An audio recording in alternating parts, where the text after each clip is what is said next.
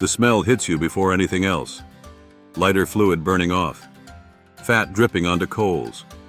Somebody's uncle parked at the grill in flip-flops, tongs in one hand, a can of something cold sweating in the other. And then, right at the end, just before the patty comes off, a flat yellow square drops onto the meat. The corners soften first. It slumps. It spreads. By the time anyone yells that the food's ready, it's already sinking into the burger like it belongs there. Nobody at that cookout has ever once asked what kind of cheese that was. But stick around, because that little square has a stranger story than you'd guess. People love to trash this stuff. Fake. Plastic. Barely cheese. You've heard all of it. Maybe you've said it. And yet, every single 4th of July, something like 150 million Americans light a grill.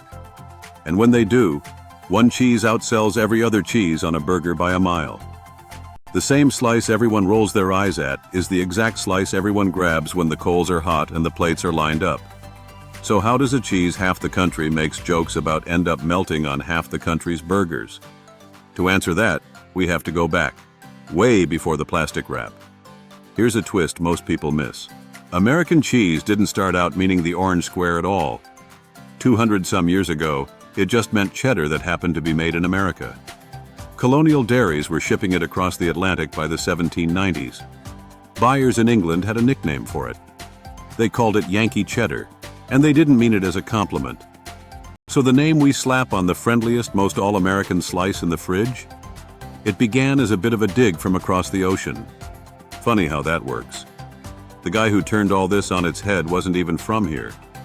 James Lewis Kraft grew up on a dairy farm in Stevensville, Ontario, Canada. In 1903, he crossed into Chicago with about $65 to his name and a horse he didn't even own. He rented it. Every morning was the same. Buy cheese wholesale. Pile it onto the wagon. Drive it out to grocers on the south side and sell it store to store. The first year nearly wrecked him. He lost the horse. He burned through most of the money. The business was hanging by a thread.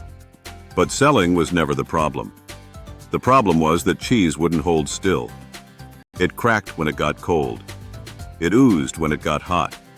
Half his stock grew mold before he could move it. So Kraft asked a different question. Not, how do I sell faster? But, how do I make cheese that survives the trip? He started grinding natural cheese down, heating it, mixing it back together into something even, smooth, and stable enough to sit on a wagon all day and not fall apart. In 1916, he got the patent, and now the timing gets almost too perfect. 1917. The United States enters the First World War. Suddenly the military has a very specific need. Food that can cross an ocean, sit in a supply line, and still be edible in a trench. Cheese that doesn't spoil. Sound familiar? Kraft ships 6 million pounds of processed cheese to American soldiers in Europe. 6 million. Think about what that means. A whole generation of young men who'd never seen the stuff ate it day after day, all over the front.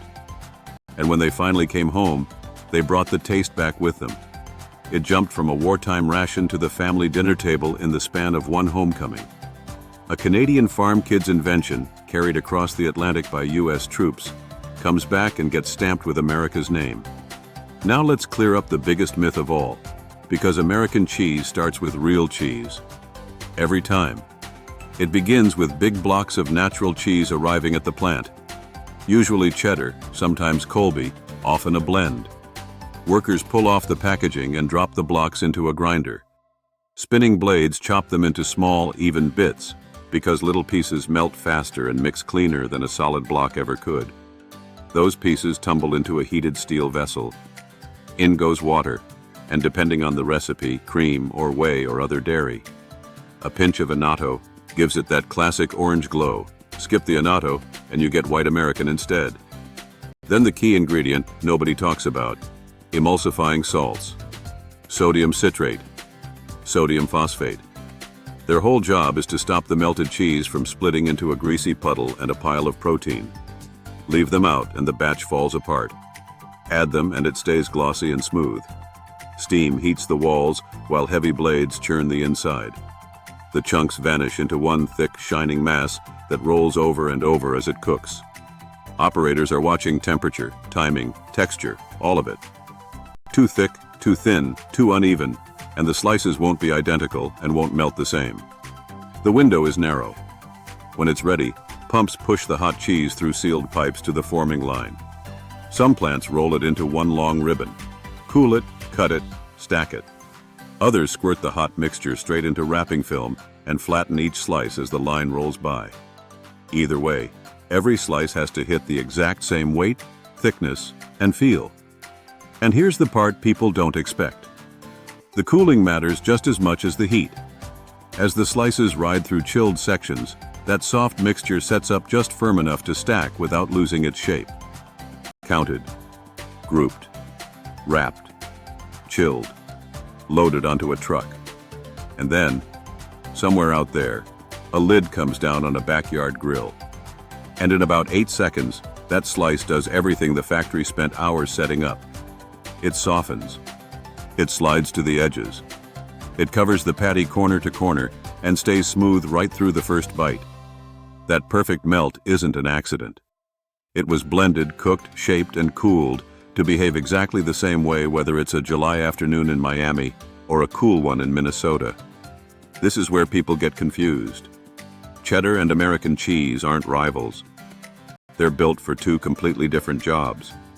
Cheddar spends months, sometimes years, aging into something sharp and deep.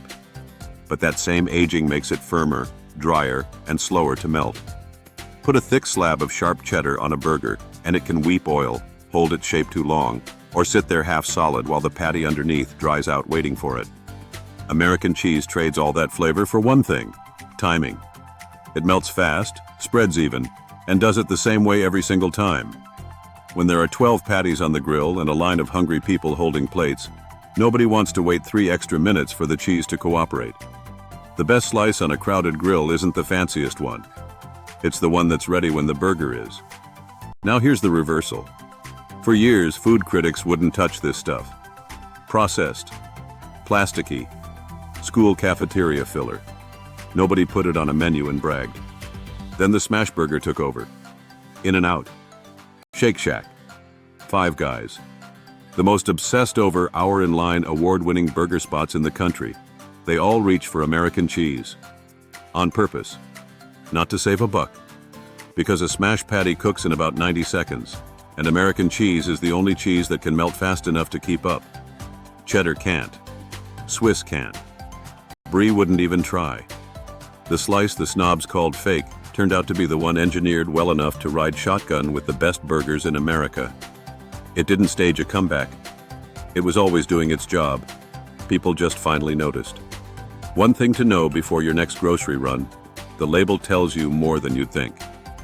Pasteurized processed American cheese is made mostly from real cheese plus those emulsifying salts. Processed cheese food has less cheese and more filler. Prepared cheese product is the loosest of all. The rule is simple. The more words piled up after cheese, the less cheese is actually inside. Same trick as Oreos labeling it cream instead of cream. So, American cheese isn't real cheese is too easy. Some of it is. Some of it isn't. The ingredient list decides, not the reputation. But none of that was ever the point. This slice was never built to beat aged Gruyere in a tasting. It was built to melt on a burger before the meat dries out, cover it edge to edge, and stay smooth through the first bite. That's the whole job. And it's been doing it since a Canadian kid figured out how to make cheese survive a wagon ride through Chicago. Same smell, same slice. Your dad put it on your burger. Now you put it on your kids. In 100 years, the cheese hasn't changed.